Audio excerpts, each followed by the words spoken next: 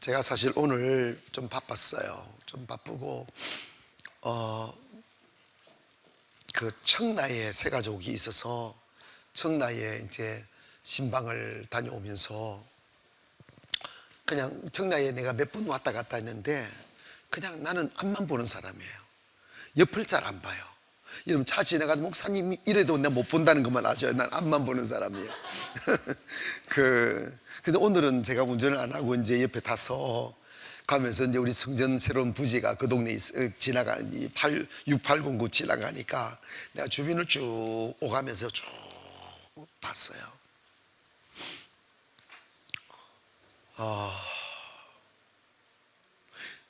그 옆에 크루저 항이 생겼어. 크루저 황. 그쪽 바다에 우리 성전 부지 완전히 로얄 앤 로얄 플레이스. 거기 어마어마한 아파트들이 들어오고 막 이런데 이제 주변에 이렇게 또 바다도 쫙 펼쳐지고 교회에서 보니까 이쪽에는 바다고 이쪽에는 저 공원을 지나서 바다가 보일 것 같고 이쪽에는 아파트 숲이고 조금 가니까 크루저 있고 세상에 전철역도 생겨. 그런 줄 알아. 여기만 전철역이 있는 거 아니다. 거기도 있다. 그리고 사람들이 막 이거 팔 건지 안 팔 건지, 왜 지금부터 아직 3년 남았어? 전혀 팔 생각 없습니다. 그냥 그때 주님 팔아면 팔고 막 사람 많아지 이것도 다 써요. 거기 가면 금방 몇만 명, 10만 명 올라가요. 근데 이런 봐봐요. 우리가 좀 생각할 것도 왜 생각하지 마. 여러분이 왜 궁금한데? 왜 도대체 궁금한데? 나는 생각도 안 해봤는데. 그럼 목사님한테 물어봐라. 그래서 교육자실에 물어보는데 지금 우리는요 장소가 있으면 이런 데를 다 써요. 다 써요.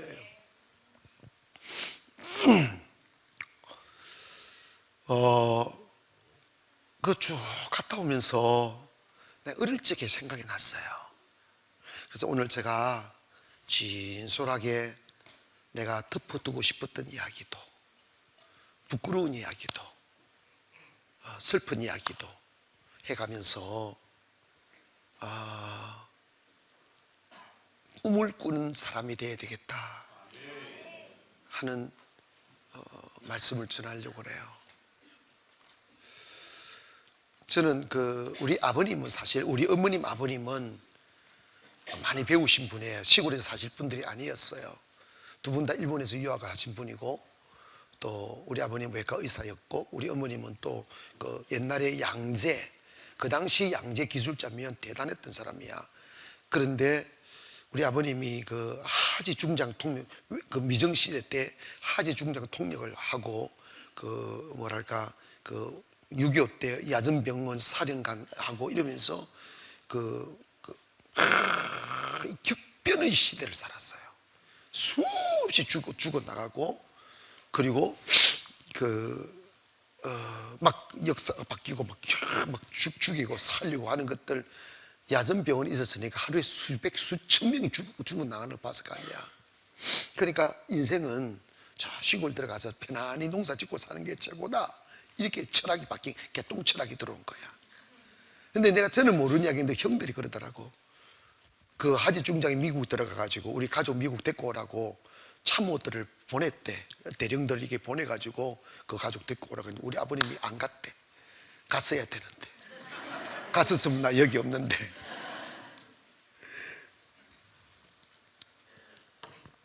그래가지고 세상에 거제도 그 깡시골 리단이 50가구 있는 집인데서 내가 태어났는지, 하여튼 태어났어. 태어나가지고 거기서 태어나서 거기서 자랐어요. 전기불도 없고, 우리 동네는 그냥 초등학교 있고 4km 가면 중학교 있고 10km 가면 고등학교 있고 뭐 이런 동네에서 이렇게 살았어요. 도시는 본 적이 없어요. 차도 본 적 없고, 이제 중학생 될 때는 버스가 생겼어요. 이제 이 동네를 이어서 내가 덜덜덜덜 비포장도로 덜덜덜덜 그치고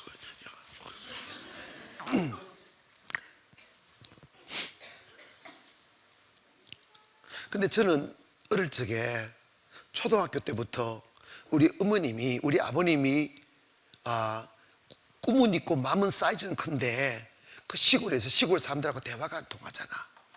대화가 안 통하니까 욕구불만이 생기는 거야. 그러다 보니까 장로, 우리 어머님이 이러더라고. 김영삼 씨 중매가 들어왔고 우리 아버지한테 중매가 들어왔어. 그때는 우리 아버지 더 잘 나갔대. 잘 나갔는데 그 우리 어머니 말 속아서 기도를 한 거야. 왜냐, 우리 할아버지가 장로였고 또 공부도 일본 유학했고 이러니까 잘 사는 집안인 이랬는데 노져서 중매가 노져서 마산에서 그제대로 노를 져서 3일을 조그마한 배 타고 이렇게 왔대.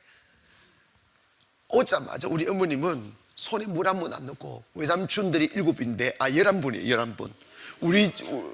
우리 외갓집이 11분인데 이모 2분, 저 외삼촌 9명 이랬는데 5분이 목사님이고 다 장로님이야. 어마어마한 기독교 집안이고 우리 아버님도, 우리 할아버지도 장로였어요. 근데 우리 아버님이 독자인데 그 당시에 고신대학도 신학교도 좀 하고 시시하다고 때려친 거야. 때려쳤는데 믿음 준 주려고 왔더니 완전히 깡패야. 독자들이 그런 게 있어. 그래가지고 농자도 몰랐던 사람이 농사 짓고 밥하고 왔더니 할머니 할아버지 무슨 막 처음에는 자살을 하려고요 어마어마하게 노력했대요. 그 나도 죽을 뻔했다잖아.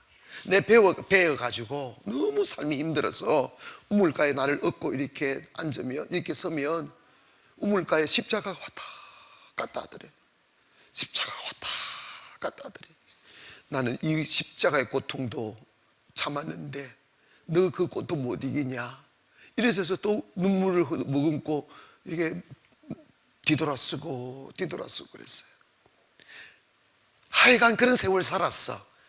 그러니까 우리 어머님이, 아버님이 가정적이지도 못하고 막 술 드시고 막 폭행하고 이러다 보니까 밤마다 거의 다 오랜 세월을 교회에서, 그냥 차가운 교회에서 바닥에서 담요 하나 깔고 우시며 기도하다가 주무시고, 우시다 기도하다 주무시고. 그럴 때 제가 항상 어머니를, 왜냐하면 어머니 없는 밤이 두려우니까. 어릴 적에 우리 형들은 다 커서 이렇게 도시로 나가버리고. 그때 저도 모르게 기도하게 됐어요. 그리고 7살, 8살, 9살, 10살. 이제 그 시골은 딱히 재밌는 게 없잖아. 그냥 바다, 논, 산, 짐승, 그게야. 그러다 보니까 이제 집은 이렇게 따스하지 않으니까 이제 교회가 고향이야. 그래서 내가 우리 선생님들한테 어릴 적에 생각나가지고 학생들 막 사랑하라고 그러는 거야. 그러니까 교회 가면 이제 시골 조그마한 교회니까 지금만 하면 그런데 거기에 그렇게 훌륭한 목사님 오실 수 있는 것이 아니야. 아주 그냥 그런 분이 오셔서 목회하시든지 아니면 신학생들, 20대 신학생들 부산에서 배를 타고 통통사에서 이간 배를 타고 장목이라는 걸 내려가지고 또 4-5km를 걸어서 이렇게 들어오는 거야. 그래서 주일날 예배 드려주고 또 월요일날 가고 이제 이런데, 그러니까 그럼에도 불구하고 그 시골에서 그 선생님들이, 우리 다 형들이지 다 이런 분들이 사랑해주고 기호해주고 목사님 인정해주고 그게 너무 좋으니까 그냥 교회에서 살다시피 하는 거야. 그러면 밤이 되면 어머님이 가시면 또 교회 가고, 아니면 저는 어릴 때 무엇이 그랬는지 모르지만 제 가슴속에 무슨 DNA가 있었는지 모르지만 그 10대 어린 시절 10살 되기 전부터 내가 하나님 세계를 선교하는 목사가 되게 해달라고 이런 기도를 나도 모르게 하고 있었던 거예요. 그러면서 밤이 되면 전기불 꺼진 캄캄한 동네를 뒤로하고 우리 집이 밑에 있고, 그 당시 우리 집 그 대나무 밭이 이래 있고 대나무 밭 위에 교회가 있었어요. 그래서 이게 계단을 쭉 올라가야 교회입니다. 근데 그래서 대나무 밭으로 이렇게 해가지고 계단을 올라가서 교회 가서 기도하다가 때로는 따뜻해지면 여름날에는 거의 그 교회 뒷동산에 가면 그 무덤 세 개가 있었어요. 잔디, 그 무덤이 있으니까 잔디가 있겠지. 그리고 거기에 소나무 쇠고리가 다 있었어요.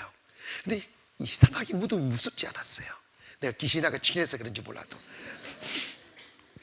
무섭지 않고 혼자서 이렇게 그 소나무 사이로 비추는 달빛 보고 별빛을 보면서 하나님, 나 크면 저 별빛처럼, 저 달빛처럼 비치는 사람이 되게 해달라고, 세상을 비치는 사람이 되게 해달라고 그런 기도를 많이 했어요.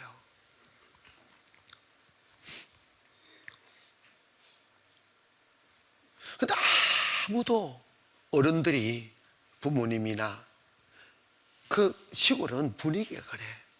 그냥 방생이야, 방생. 이렇게 지 알아서 먹을 것도 찾아 먹어야 되고, 지 알아서 커가야 되고, 지 알아서 살 길 찾아가야 되는 게 그 시골의 분위기야. 목사님들도 저처럼 이렇게 여러분 다 관리하고 이러지 않아. 니는 니, 나는 나. 왜냐하면 일주일에 한 번씩 쏠까 예배만 하고 가버리니까. 그리고 뭐 연세 많은 목사님 들어오셔서 예배에도 그냥 일주일에 뭐 이렇게 예배만 드리, 개인적으로 뭐 그분들이 방콩하고 뭐 이런 분위기야. 이런 예배는 상상도 못해, 진짜로. 아이고, 전부 다 자고 있어. 굴굴 자고 있어. 그럼에도 불구하고 난 어릴 적부터 그 딱딱한 마룻바닥에 무릎 꿇고 예배 드리는 그 훈련들을 어릴 적부터 받아온 거야. 그러니까 거기 앉아서 예배드리는 훈련이다. 허리 아프다 하지 말에, 그래 푹신푹신해. 그거는 이제 차가운 아주. 어쨌든 그런데 여러분, 제가 정말로 그 어제 어릴 때 너무 쓸쓸했어요. 너무 쓸쓸하고 외롭고, 그리고 가장 절망적인 것은 길이 안 보였어요. 왜냐하면 난 세상의 시스템이 어떻게 되는지를 알 길이 없으니까. 무슨 뜻인지 알지? 그 4km 반경에서만 사니까. 길이 아무것도 없는 거예요. 바다가 건너면 뭐가 있는지도 모르고, 산을 넘으면 뭐가 있는지도 모르고, 그냥 그 반경에서 이렇게 사는 거지.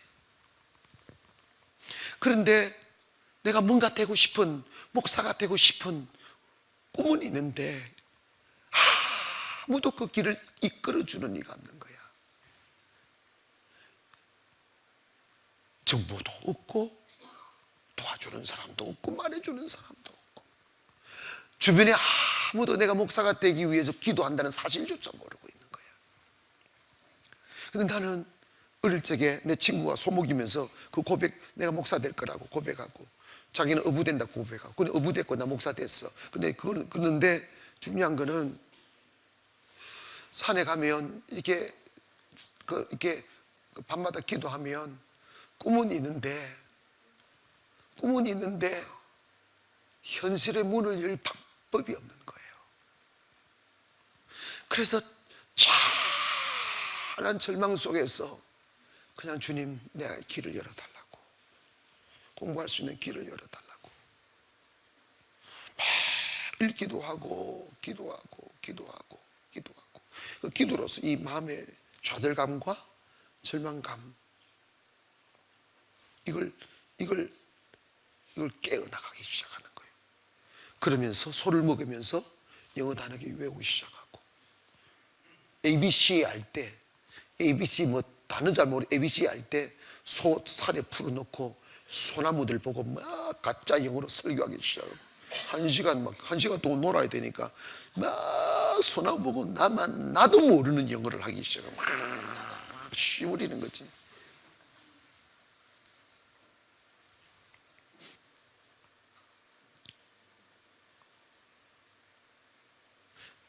뛰어넘어서 20살이 되어서 서울을 올라와서, 그 올라오게 된 동기가 서울에 이모가 계셨는데 계시는 줄도 우리는 몰랐어. 산에서 기도를 통곡하고 기도를 하는데 이게 뭐야, 이장집에 누군가가 도시에서 전화를 하나 놔준 거야. 그리로 전화가 온 거야. 이모가, 이장이 전화 왔다, 30분 후에 다시 올 테니까 빨리 와서 전화 받아라 그래가지고 산에서 막 뛰어내려가지고 이장집에 갔더니 전화가 온 거야. 이모가 딱 전화가 오는데, 철아, 내 네 이모다. 이러고 얼굴을 본 적이 없으니까. 근데 내가 들을 때 그 이모가 잘 사는 이모라고 들었어. 우리 이모부가 1등 항해사였어요. 그래 1등 항해사인데 항해사면 6개월 막 1년 이렇게 집에 못 오고 하니까 외롭고 하니까 내보고 왔어. 같이 있자고. 그러니까 우리 집에는 어차피 돼지 새끼처럼 많으니까 그래서 이게 뭔 떡이냐 하고 나 말도 안 하고 차비해서 해가지고 장목이라는 곳에 가가지고 배를 타고 마산 가가지고 마산 가서 고속버스 터미널 가가지고 처음으로 서울이라는 도시라는 거 서울을 가는 거야 이렇게. 근데 엄마가 우리 어머님이 저라 가면 서울 사람들 고백한단다 그래가지고 코 잡고 다녔다는 거야.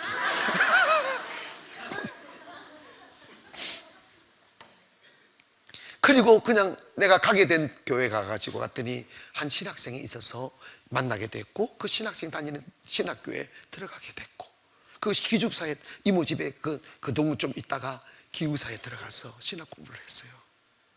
그때도 막 꿈을 꾸고 가는데 신학교 다닐 때도 부모 도움 끊어내고 그냥 주님 굶으면 굶고 주면 주고. 그런데 여러분 봐봐, 그 당시 70년도 상반, 80년도 초반 이때는 신학생이 넘쳐나는 기독교가 확 넘쳐나는 때이기 때문에 신학교 4학년을 졸업해도 이 부교육자 들어가기 어려운 때예요.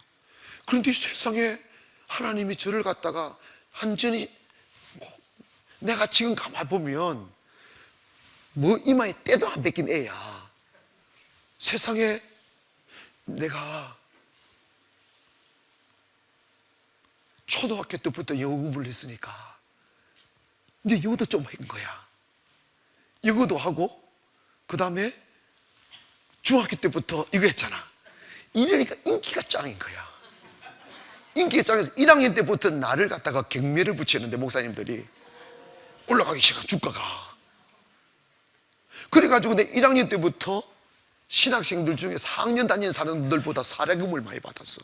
왜냐면 저기들이 나도 모르게 목사님들끼리 이렇게 경매를 붙였더라고. 내가 처음으로 신학교 갔더니 선교사님이 계신 거예요. 우리 신학교가 미국 앤더슨 디어로지 칼리지 하는 그 신학교가 자매결혼을 했어서 학교에서 교수를 파견한 거야.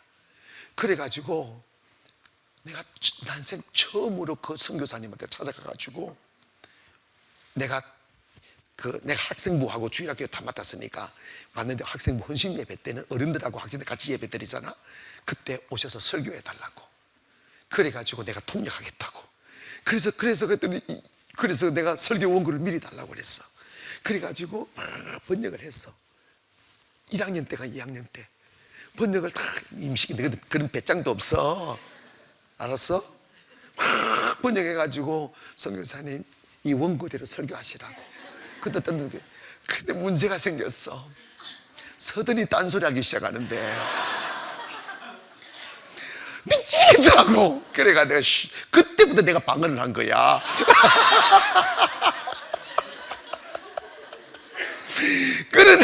그런데 설교가 딱 끝나고 나니까 목사님하고 담임 목사님하고 성도들이 아이고 우리 전사님 어떻게 그래 통역을 잘하느냐고. 설교하시는 선교사님부터 좀 기긴 한데 훨씬 어리가 된다고. 무슨 말인지 알아듣겠어요. 설교들은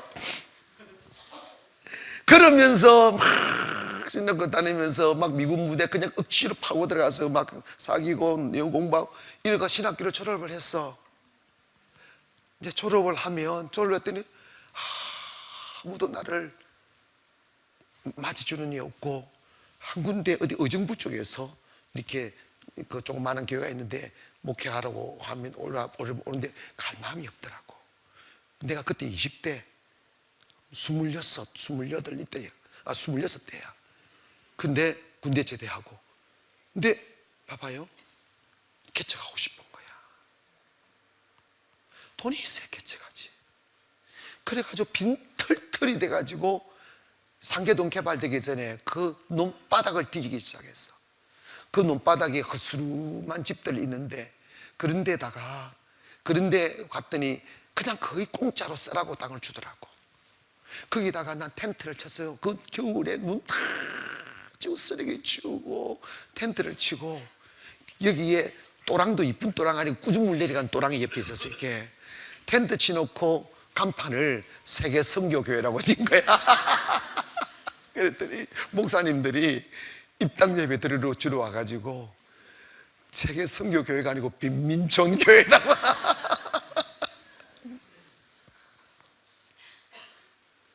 그냥 한 거지.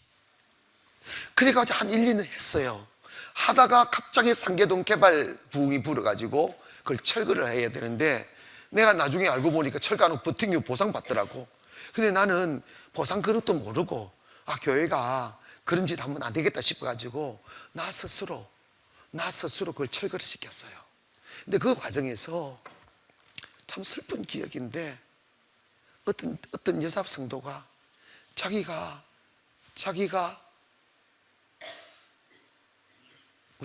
전세금을 대주겠다. 그 당시 얼마 안 돼. 1,000만인가 1,500만 그랬어. 근데 그거 자기가 되겠다고, 이런 사람이 있었어. 근데 나는 그걸 하나님처럼 믿은 거야. 얼마나 좋겠어. 얼마나 좋겠어. 근데 그 사람이 돈 나중에 알고 보니 한참 기대하고 그 과정에서 막 무너지고 엉망이 되었어요. 내 삶이 엉망이 된 날 보고, 돈도 없었는데 지 자랑하려고, 지 내세우려고 아주 젊은 피지도 않는 이 세상의 쓴맛을 보게 만든 거야. 그래서 제가 각 결혼하고 난 결혼해서 그렇게 했는데, 그 살림집을 갖다가 하나님 또 우리 결혼할 때 있던 이 전세금도 하나님 어떤 방법으로 날리게 만들더라고. 날리고 결혼 가택에 애기 하나 있는가 했을 때 그 짐을 그 상계동 길바닥에다가 신혼 살림을 다 놓고, 그냥 그 철간 갑바 있잖아. 갑바 그걸 덮어놓고, 기약 없이 이고, 우리 집 사람은 처갓집에 냅두고 이고 저거 떠돌았어요. 참 힘들었어요. 참 힘들었고 슬펐고 세상이 너무 무서웠고, 그리고 뭐 해본 게 없으니까 세상을 모르잖아. 일단은 아무것도 모르잖아.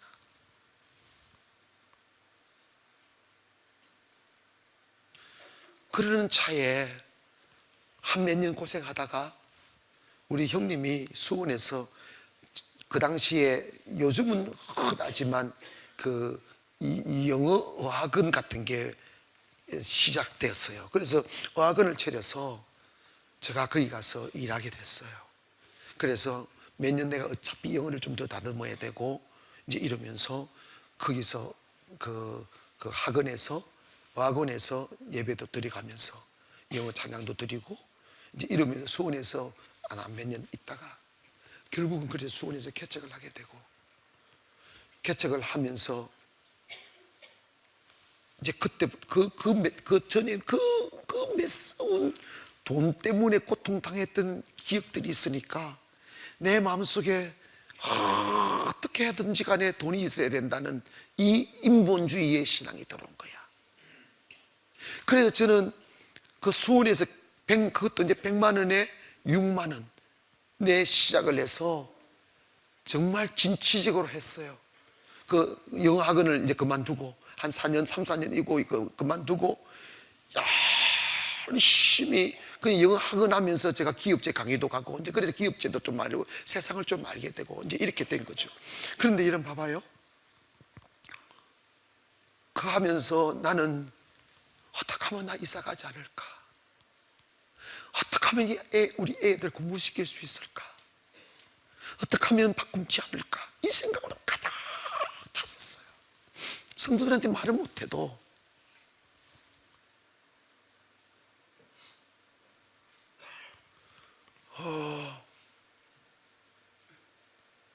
그때 그 수원에서는 이제 조금 이렇게 개척할 때는 이제 이게 세상을 좀 알다 보니까 내 꿈이 조금 이제 좀 현실화된 거야. 세계 선교가 아니고 그냥 선교교회야. 좀 현실, 나도 현실화 될 수 있어요. 그렇게 성교교회야. 정말 열심히 해서 10년, 그러니까 30대 30대 초반에, 나 정확한 거, 28살 때부터, 28인가 27인가 그 성교교회를 수원에 시작해가지고 40대 기선에 망포동이라는 곳에 땅을 사서 교회를 지었어요. 그것도 그 과정은 내가 너무 시간 걸리니까. 근데 너무 좋았어요. 야, 나 이제 이사 가지 않아도 돼. 나 이제 이사 가지 않아도 돼. 내 집 생겼어. 내 건물 생겼어. 이런 안도감이 팍 생기는데 한 3개월 너무 좋았어요.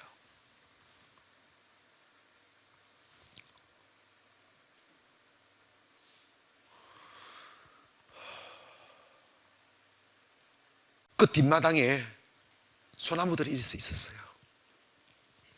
홍콩에서 있었던 그 형이 왔었을 때 그 뒷마당에 소나무 낙엽을 이렇게 걸어가지고 소나무 잎 돼지 그 삼겹살 하루 구이를 내가 만들어서 같이 구워 먹곤 했었어요.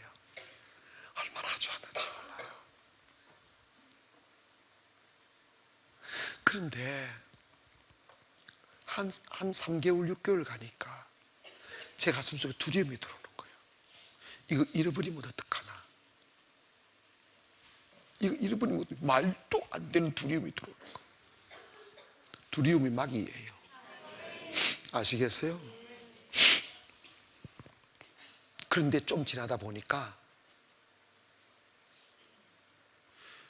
제가 돈 없이 300평 땅을 사고 건물을 짓고 정말 바다라는 그것도 기적 중의 기적인데 이렇게 했는데 6개월 딱 지나니까 사고가 터졌어요. 뭐냐면 나도 은혜가 떨어지는 거야. 기도가 안 되는 거야. 주님, 뭐랄까, 이 육신적인 안정된 삶이 딱 오니까 이게 뭔가 달라져, 사람이. 그리고 6개월인가 어째 정확 시간은 기억 안 나는데 그 땅을 살 때 우리도 사고 빌라 짓는 사람 같이 샀어, 이렇게. 근데 물론 명예 이전은 따로 했는데 빌라 짓는 사람이 같이 공사가 비슷하게 시작되니까 잘 알고 자주 만나고 이렇게 됐죠. 근데 빌라 짓는 사람이 이게 뭐라냐면, 목사님 왜요? 그랬더니 우리도 이게 그 잔금을 다 지불하면 그 원 지주가 가지고 있는 건저당 그걸 다 풀어줘야 되는데 다 풀어주기로 다 계약서 쓰고 다 약속에 있는 돈을 다 받고도 건저당을 안 풀어주는 거야. 이 사람이 워낙 빚이 많아가지고 딴 데 다 써버린 거야. 우리 땅 산 것도 판 것도 돈도 벌고 그 빌라 땅도 마찬가지야. 그러니까 우리는 그냥 그렇게 교회니까 그냥 가면 하다가 뭐 언젠가 풀어주겠지 하고 가면 되는데 빌라가 문제가 뭐냐면 건저당이 안 풀리니까 그 분양을 못 하는 거야. 이해가죠? 그러니까 망하게 생긴 거야. 그런데 우리 교회 바로 뒤 옆에 한 150평인가 땅이 더 있었어, 이렇게. 있는데 이걸 좀 싸게 줄 테니까 이거 사라고 하는 거야. 그래서 좀 풀자고 하는 거야. 그때 내가 세상을 몰랐잖아. 아주 30대 초반이고 뭐 이러니까 나는 교회 부지로 가지고 은행 대출을 받을 수 있다는 걸 전혀 몰랐어요. 그냥 사람들 그냥 집이나 이런 게 대출이 되는 줄로만 알고 있었어요. 전혀 그런 정보를 몰랐어요. 그런데 그 땅을 사자고 했을 때 이게 살 형편이 전혀 못 되는 상황이었어요. 전혀 못 되는 상황인데 그걸 사야만 되고 또 살이 할 때 내 마음속에 욕심 또한 생겼어요. 땅을 좀 확보를 더 하면 더 좋겠다. 앞으로 더 크게 확장할 수 있겠다. 이런 거. 근데 가장 큰 문제는 내가 주님 앞에 깊이 기도하는 것이 사라졌어요. 그저 주님의 나라를 세우려고 하고 이런 게 아니고 내가 빨리 안정된 삶을 살아야 되겠다는 야망이 너무 큰 것이었어요. 주님이 그걸 싫어하신 거예요. 그래서 이상하게 은혜가 떨어지고, 그 땅을 살 때 담보로 잡아준 집 주인도 뭐 문제도 없는데도 불구하고 조금 막, 그러니까 교회가 어려워지기 시작하고 막 역사하니까 시험도 들고 뭐 이상한 소문도 나고 막 이래가지고 막 내가 이 장소가 싫어지는 거예요. 떠나고 싶은 생각. 이제 그러니까 점점 가면서 이자도 못 내게 되고, 그래 불안하니까 이 사람은 자기 담보 풀어달라고 그러고. 무슨 뜻인지 이해가죠?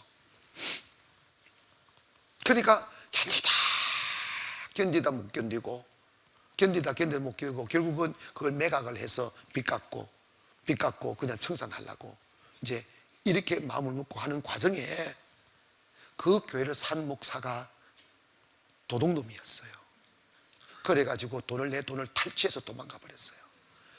하여간 이 일로 인해서 나는 어마어마한 풀을 주지도 못하고 하나님 한 2년을 고생을 시켰어요. 그때부터 나 지옥 같은 삶을 살았어요. 근데 추하게 하나님이 나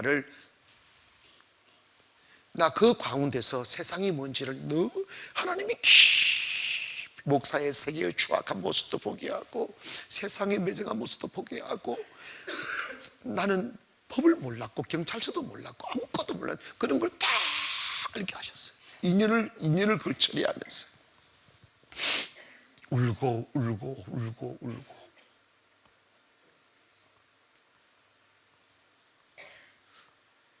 그때 하나님이 세상을 얻기 위하여 기도하고 세상을 얻기 위하여 목회하는 것이 얼마나 큰 잘못된 것인지, 그것이 얼마나 큰 바벨탑인지 깊이 알게 하셨어요. 깊이 알게 하셨어요. 깨어지고 금식하고 깨어지고 금식하고. 여러분, 사람이 패배자가 되면, 실패자가 되면 곁에 아무도 없어요. 아시겠어요? 아무도 없어요. 그 혼자의 마음으로 그 추악한 모습들과 싸웠어요. 싸울 때 그들이 죄진 게 있으니까 타협하자 할 때마다 내가 너무 싫어서 타협하려고 할 때 하나님이 못하게, 내가 사인해주면 깨서 그걸 이용하고 사인해주면 깨서 그걸 이용하고 이러면서 계속 끌고 가는데 나를 목졸라 죽이는 거예요. 주님이. 내가 그랬어요. 나 그까지만 내려가면 나 죽습니다 라고 하는데 주님은 그 더 깊음 속에 빠뜨리더라고요. 깊음 속에 모든 것을 잊어버리게 하셨어요.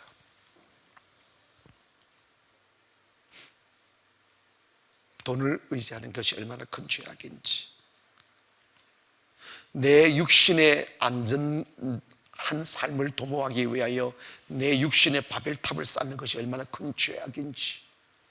내가 그래서 목회를 할지라도 영어로 하지 않으면 죄악이라고 하는 거예요.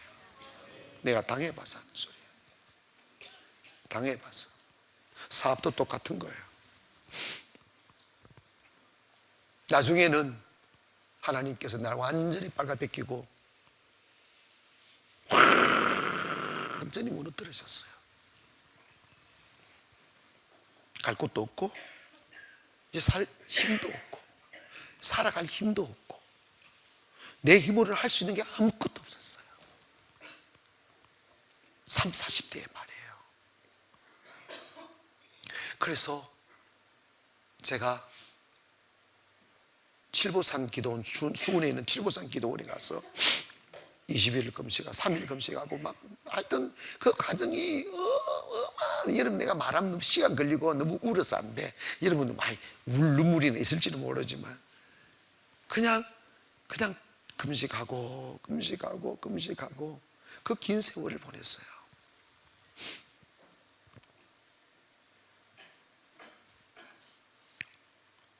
그리고 금식 17일 되는 날 주님이 제게 찾아오셔서 십자가를 말씀해 주시고 십자가의 정신을 가르쳐 주셨어요. 십자가의 정신은 나 아닌 타인을 위하여 그 고통을 참아주는 것이고 십자가 정신은 나 아닌 타인을 위하여 죽어주는 거다. 살려고 목회하지 말고 죽으려 해라 하는 그 정신을 가르쳐주셨어요. 그걸 받아들였어요. 나 이제 죽어도 좋습니다. 그걸 다 받아들이니까 가장 신기한 게 뭐냐면 내 마음에 있는 어거리가 사라져요. 미움, 정오, 억울함, 다 그 과정에서 그들이 자기들이 죄를 정당화해서 이게 여러분 돈 앞에는요 귀신이다 얼마나 거짓말을 많이 한다겠어. 사람이 아니라니까. 노예도 욕심부리고 그 목사도 욕심부리고 성도 중 한 놈도 욕심을 부려서 그 꼴을 만든 거예요. 산 놈하고 이렇게 서로 비밀리에 만나가지고 그걸 탈취해서 저거들끼리 나눠먹겠자고 이렇게 해가지고 세상에 그 교회를 담보로 해서 돈을 빼서 나는 빚 갚고 우리 앞으로 계획한 대로 교회 세우고 이렇게 또 나는 그때 선교를 가려고 그랬어요. 그렇게 했는데 그걸 보자고 참 나 수표를 한 번도 본 적 없다고 법무사 사무실에서 그걸 보셔요 했더니 그걸 탁 탈취하고 도망을 가는데 세상에 딱 짜가지고 밖에 차를 딱 대기했더라고. 나는 그때 신고를 했어야 되는데 신고도 나 안 한 거야. 하여간 그런데 나 있잖아, 그 사람 한 번도 내 처음으로 이야기한다. 한 번도 미워한 적 없고 욕한 적 없어. 근데 그 사건을 수원에 내 친구 목사가 얼마 전에 왔어. 몇 년 전이야. 와서 목사님 그 목사 어떻게 된 줄 알아요? 나 몰라. 나 전혀 신경 안 써. 나 그곳에 쳐다보고 싶지도 않아. 그랬더니 그 사건 후에 그렇게 해서 욕심부려 지교회 하려고 했던 그 친구는 하나님의 몸을 쳐서 목회를 못하게 하셨다는 거예요. 여러분 이런저런 그런데 그래서 노예에서 하여튼 그래서요 노예에서 그걸 고소를 해야 된다고 해서 고소를 또 했지.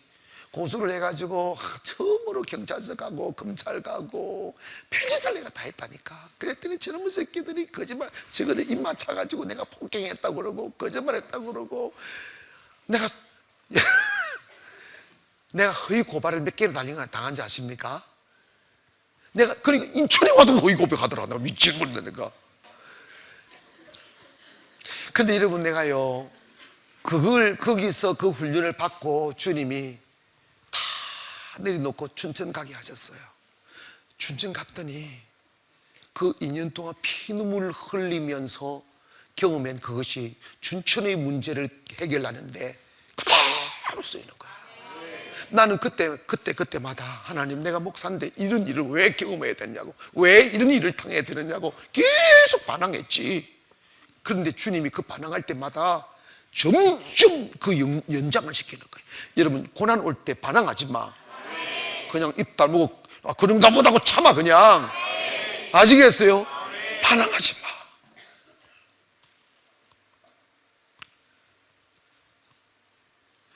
하나님 이제는 만약에 이 일이 이런 시간들이 일주일만 더 가면 나 심장마비로 죽는다고 했는데 한 달이 더 가는 거예요. 1년이 더 가고. 그런데 진짜 특이한 게 안 죽어져 이놈이. 살아있다니까. 살아있다니까.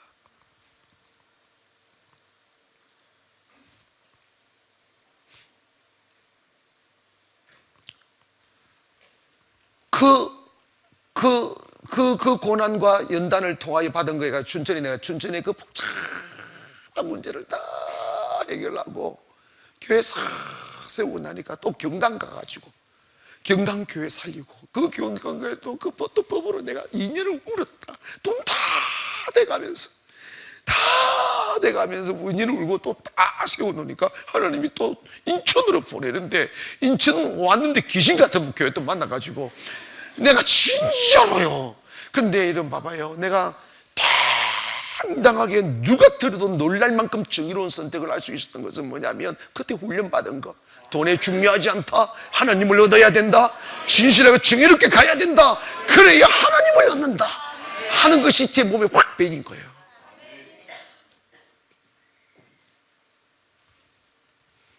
그래서 제가 내 힘과 내 성공을 등에 업고 세계 선교를 하겠다는 교만과 바벨탑을 주님 무너뜨린 거야. 그래서 내가 돈으로 선교하려 하지 마라.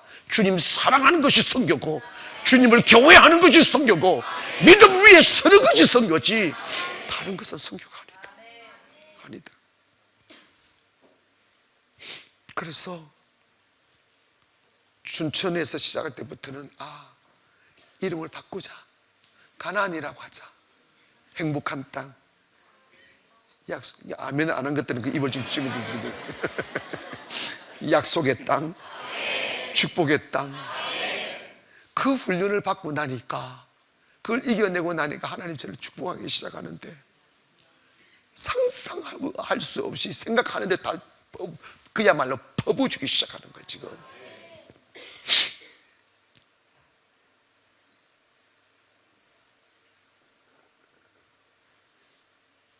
이제 우리가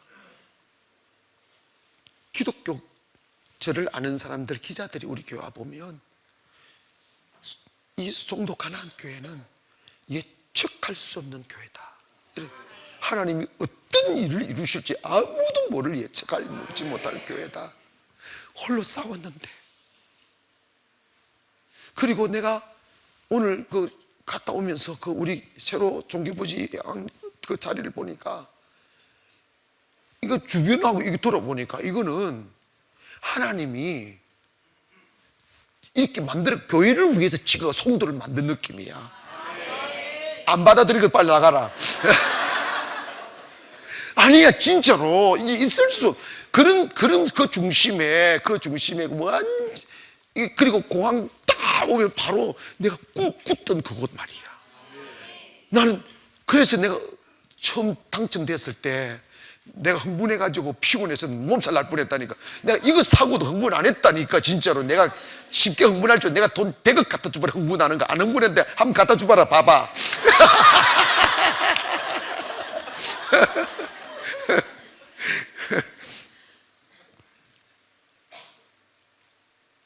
결국은 제가 그 초등학교 때부터 기도했던 그 쓸쓸한 그 외로운 기도가 됐어. 그대로 이루어져 가는 거야. 그대로 이루어져 가는 거야. 저기 가면 10만 명은 금방 된다. 근데 봐봐요. 진짜 하나님의 역사, 네 믿지인지 안 믿을래? 그 지난 세월들 정말 눈물겹고 홀로 걸었고 외로웠고 아팠던 그 시절들이, 거기서 주저앉아 버리면 고난이 우리를 삼켜버려요. 그리스도인들이 가장 중요하게 지켜나가야 될 게 뭐냐면, 어떤 애매한 고난으로 고난당하고 슬퍼도 그 고난을 머리 굴려서 해결하려고 하지 말고 그냥 당하세요. 아멘. 하나님이 안 풀어주니까 풀 수가 없더라고. 그냥 주님이 끝내주실 때까지 억울해도 당하세요. 여러분이 고난당할 때 슬퍼하지 마세요. 진짜 슬퍼요. 근데 여러분이야 까놓고 하자. 여러분 고난당하면 교회도 있잖아, 목사도 있잖아. 내가 굶다고 안 도와줄 것 같아? 그래도 기대는 하지 마. 여러분이 열심히 기도하고 깜되면 내가 길을 다 열어주잖아. 나는 그런 사람이 아무도 없었어. 그냥 혼자 각계 전투를 이끌고 올라온 거야.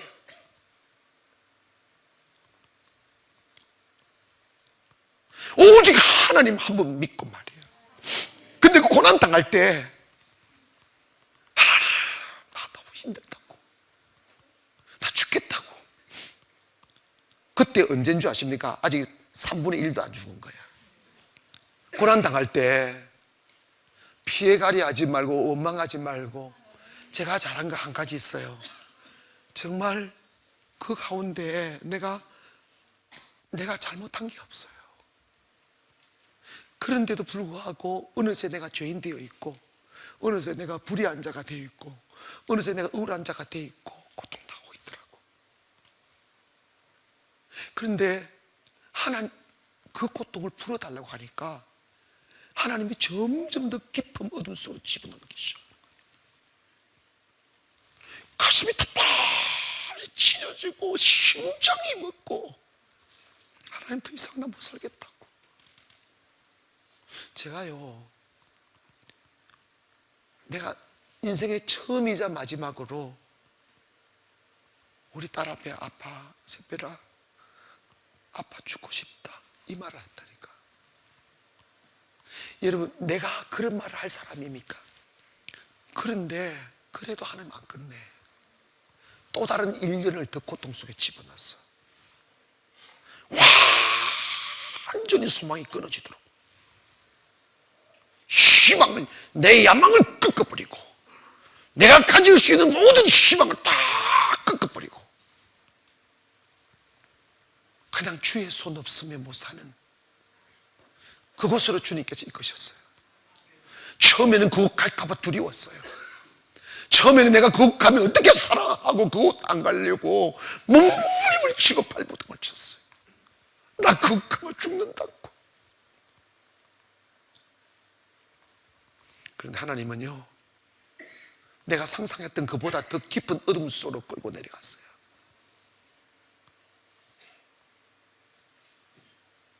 그런데 매달려 있는 손을 놓으면 내 죽는 줄 알고, 여러분, 어떤 등반가가 미끄러져 내려가다가 깊은 어둠 속에서 깊은 계곡에 들어갔다가 차반에 칡뿌리 하나를 잡은 거야. 놓치면 죽는 줄 알고, 떨어져 완전히 죽는 줄 알고 붙들고 있다가 도저히 이제 힘이 빠져서 이제 죽음을 강하고 그냥 이렇게 놓여버린 거야. 죽었다 하고 멍멍하게 툭 놨더니 10cm 가도 땅바닥이 들었는데,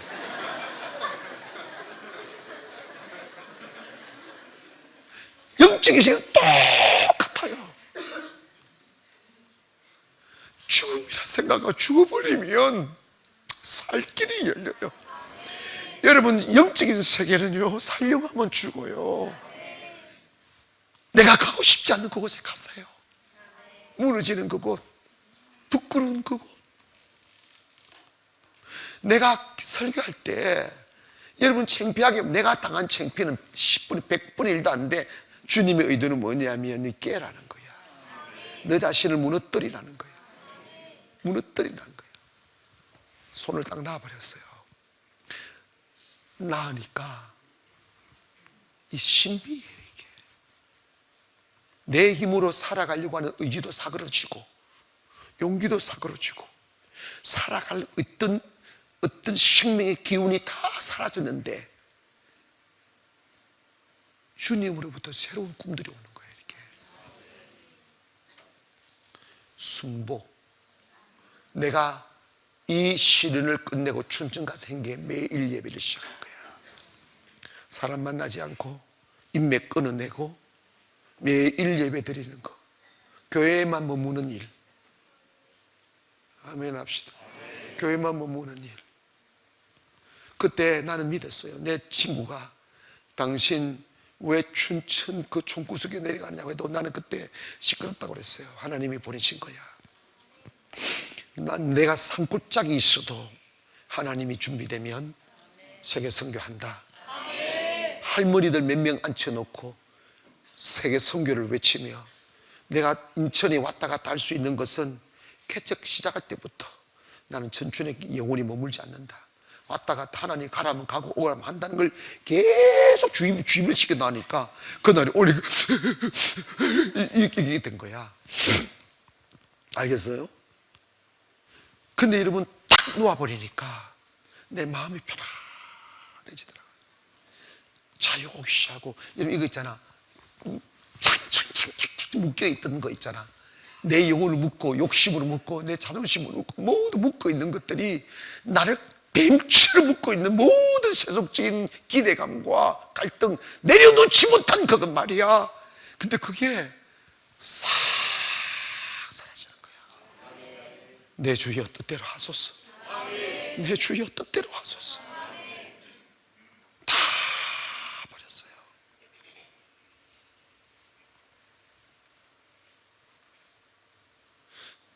그리운 데에 주님께서 나를 춘천으로 보내시고 춘천 가나안 교회를 세우고 경강을 세우고 지금 송도를 세우는 거예요. 다 돈 없이 세웠어요. 다 돈 없이 세웠어요. 시작은 돈이 없어요. 하다 보니 돈 생겼어요. 아멘. 그리고 2천만 원 가지고 3천만 원 가지고 2천에 450 시작해서 지금 우리가 5월 되면 이제 10년 차 되는데 9년 만에 거의 9년 만에 2천 명의 성도와 또 이제는 세계를 품을 수 있는 성전터까지 하나님 주시고 세부의 학교, 고아원 모든 걸 다 세워갔잖아요. 여러분 봐봐요. 이거 주님 손 잡으면 된다. 주님 손 잡으면 된다. 누가 봐도 목사님들이라면 누가 봐도 가나안 교회를 쫓아올 교회 없다는 거 말해요. 어떤 기독교 언론사들도 못 쫓아온다. 왜냐? 단련된 믿음이 있다. 하나님이 함께 하심이 있다. 이건 부인할 수 없는 것이다. 보라! 하나님이 하시는 역사를 말이야. 저는 솔직히 내가 넘어서야 될 턱이 미래 세대를 향한 성진부지였어요. 나 하기 싫었는데 하나 하러 가니까 어떡하냐고. 그게 정말 목에 가시였어요. 사탄의 주장도 컸고 시험도 있고 그리고 오해도 많이 받았어요. 그리고 어떻게 해봐야 되는데 지금도 여전히 돈 없이 계속 다니고 기도하는데 지금 우리 종교부지 나오는 이거는 예상하지 못한 것이고 어떤 보이지 않는 힘이 작용한 거야. 그런데 우리가 하나님 알게 하시고 우리가 쉽게 써가지고 이기게 한 거야. 아멘. 우리는 지금 돈이 문제가 아니야. 어차피 없는 거 돈의 문제가 아니야. 딱 그곳에 당첨되고 나니까 예상보다 빨리 역사하시는 하나님, 상상할 수 없는 그곳에 다 꿈꿨던 곳보다 더 아름다운 곳에 더 희망적이고 더 가능성이 많은 그곳에다가 세계가 주목할 수 있는 딱 장소에 주님이 딱 교회를 세우게끔 만드는 걸 보면 여러분이 고난당하고 시험당하는 것을 우연이라 하지 말고 원망하거나 피해가지 말고 그냥 묵묵히 당하세요. 주님이 끝내주실 때까지. 내가 만약에 아이씨 더럽다 이래가지고 내 마음대로 살았으면 가난 없다. 가난 없다.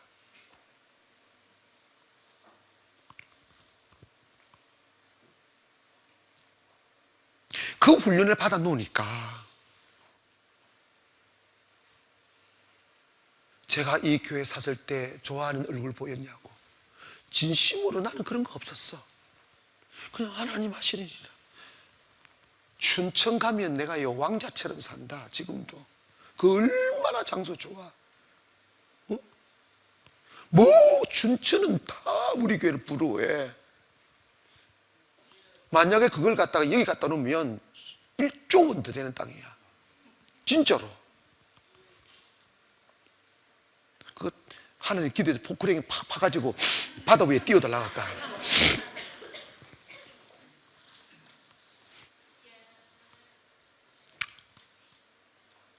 여러분, 하나님은 우리의 신음소리를 외면하지 않아요. 힘없는 자 되어 아무도 눈길 주지 아니하는 외로운 어두운 밤에 달빛 보고 별빛 보며 우연이란 이름으로라도 이루어지기를 희미하게 기대하고 했던 기도조차도 하나님은 다 기억하십니다. 다 기억하셔요. 제가 여러분에게 드리고 싶은 말씀은 고난당할 때 피해가지 마세요. 당당하게 주님 신뢰하고 몸을 맡겼어요. 그리고 나의 것을 자랑하며 복음을 전하려고 하지 말고 나의 부끄러움을 자랑할 수 있어야지. 나의 약함을 자랑할 수 있는 용기가 있어야지.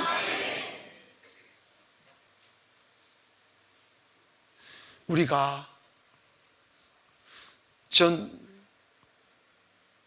우리 교회가 사람이 많아진 걸 원하지 않아요.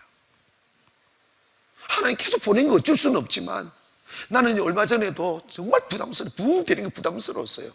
왜 하나님 이렇게 급속도로 부흥시켜가지고 내 교회 지라고 하느냐고. 진짜 그런 마음 가졌다니까. 근데 하나님 하시는 일을 너 어떡하냐고. 진짜 하나님이 무슨 뜻인지 알지. 나 진짜 거기에 나는요, 이제 내가 그렇게 고통을 당하고 그렇게 신을 당한 사람이 내가 교회 부흥됐다고 자만하겠어? 그 부흥대 자랑하겠냐고. 그 힘으로 내 개인적인 야망을 꿈꾸겠냐고. 내가 신문에 안 나가고 얼마나 노력하는데. 근데 기자들이 쫓아오는 거 어떡하냐고. 근데 쫓아오는 거 이게 하나님의 뜻이라고 나 받아들이는 거야. 그냥 하나님 뜻대로만 가는 거야. 기자들이 와가지고 이래. 목사님 이거 어마어마한 특혜라고. 근데 내 얼굴이 하나도 좋아하는 기색이 안 보여. 좀 이상한가 봐. 나는 그런 거 유명해지고 싶지도 않다고. 여러분, 고난, 피해가거나 불평하거나 슬퍼하거나 절망하지 마. 그걸 통하여 바닥으로 내려갈 수 있는 용기가 생기는 거야. 그걸 통하여 허감 중에 계신 하나님의 손길을 잡을 수 있는 거지. 그래 내가 깨어지고 무너지고 내가 이루어놓은 그 어떤 성공과 그 어떤 성취로 내 자랑하지 아니하고 오직 주의 일만 변치 않게 할 수 있는 겸비되어진 인격의 소유자로 만들기 위하여 하나님이 단련하시는 거니까 기꺼이 입 악물고 그 고난을 참아냈어요.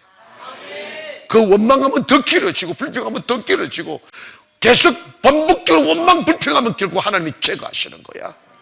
제하시는 손에 있지 말라 이 말이야. 저는요, 내가 이건 항상 그렇잖아.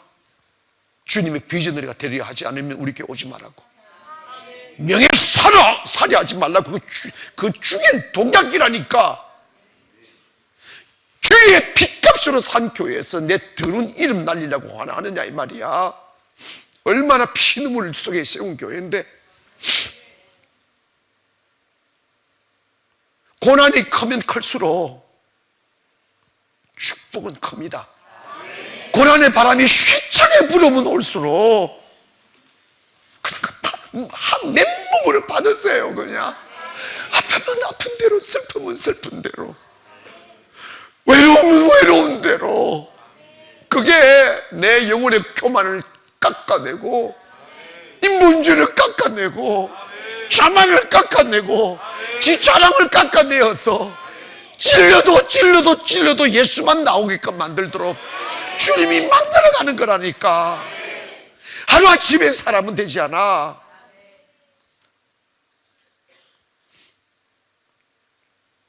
저는 그래서 저희 교회 새로운 분들이 오지만 이제는 저는 정말 단련시키고 싶어요. 섞이지 못할 사람은 좀 점검해오고 내보내고 할 거예요. 뭐 하려고 듣고 있을 거야? 안 될 놈을 왜 듣고 있어? 300명 용사대에 들어가기를 바라며 주의 일에 준비된 자, 주님 앞에 쓰임 받을 수 있는 자. 할렐루야. 지금은 불완전하고 지금은 부족해도 주님이 나를 쓰시기 위하여 연단하시는 일이라면 어떤 고통도 참아낼 마음의 자세가 된 자 말이야. 그 사람을 하나님이 쓰신다니까. 바다의 부유물처럼 떠다니는 사람 되지 마세요. 고통만이 나를 깔아앉게 만들어요. 통증만이 나를 깔아앉게 만들어요. 그래서 깊은 곳에 들여다보면 그 자리에 보석처럼 빛나는 영혼이 되는 거지. 그래서 하나님 그걸 들어서 등경 위에 두어서 많은 사람들로 비추게 하는 거지. 50일의 기적 나오면 여러분의 문제가 쉽게 풀리리라고 착각하지 마. 금방 돈이 생기고 직장이 생기고 가시가 사라진다고 생각하지 마. 교회가 줄 수 있는 것은, 제가 줄 수 있는 것은 고난을 제거하는 것이 아니라 고난을 참아낼 수 있는 인내를 주는 거야. 고난을 참아낼 힘을 주는 거지. 결코 대신해서 고통당해 줄 수는 없어. 그러나 고통을 이겨낼 수 있는 용기를 줄 수 있잖아. 그 용기를 가지고 일어나라 이 말이에요. 그래서 하나님께서 우리 교회를 쓰시는 거야.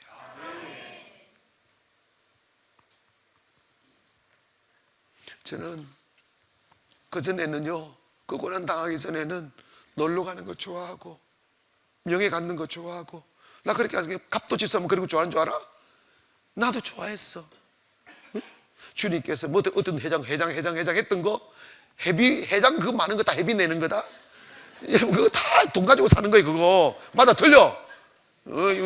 했잖아. 내가 지금도 가지고 있어요? 하나도 없지? 그 깡통이다. 근데 여러분 그거 다 털어야 돼. 우리는 실력으로 이겨나간다. 영권으로 말이야.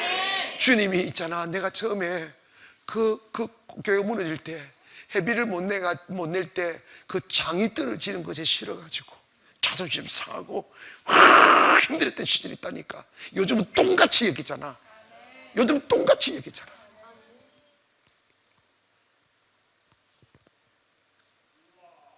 여러분 오늘 이 시간에 여러분 인생에 고난이 있으면 그걸 보석처럼 안으세요.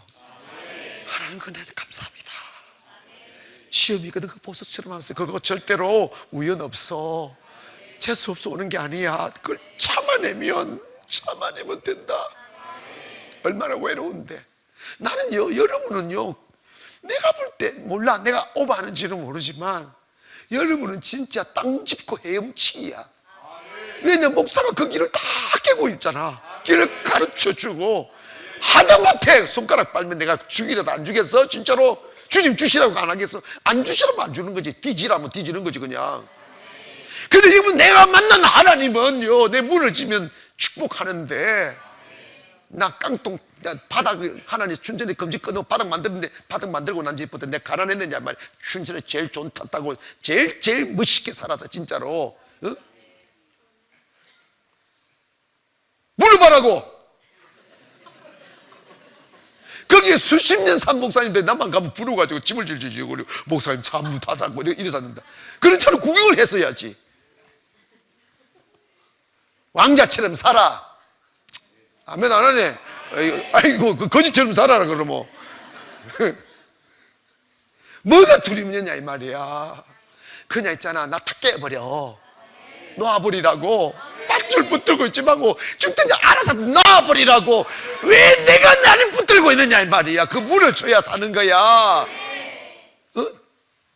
그 무너지지 않으면 끝난 거야. 얼마나 많은 주의 종들이 무너집니까? 왜 소리 없이 사그러지고 떠나가면 교회 사라집니까?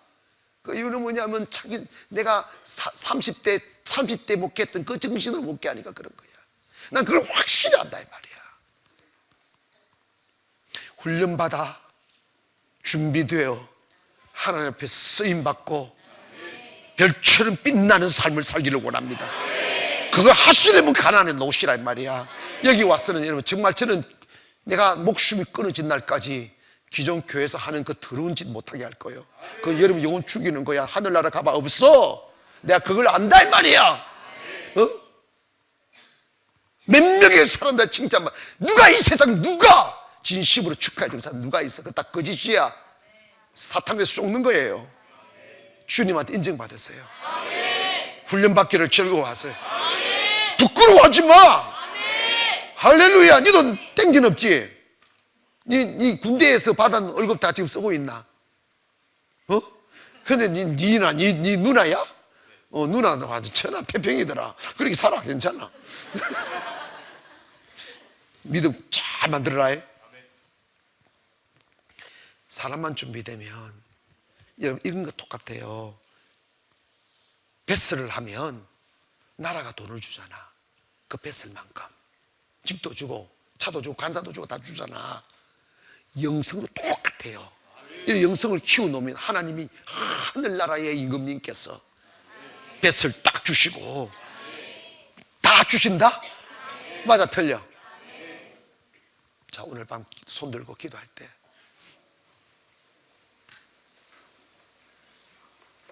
주님, 준비되며 살겠습니다. 고난이 와도, 환난이 와도,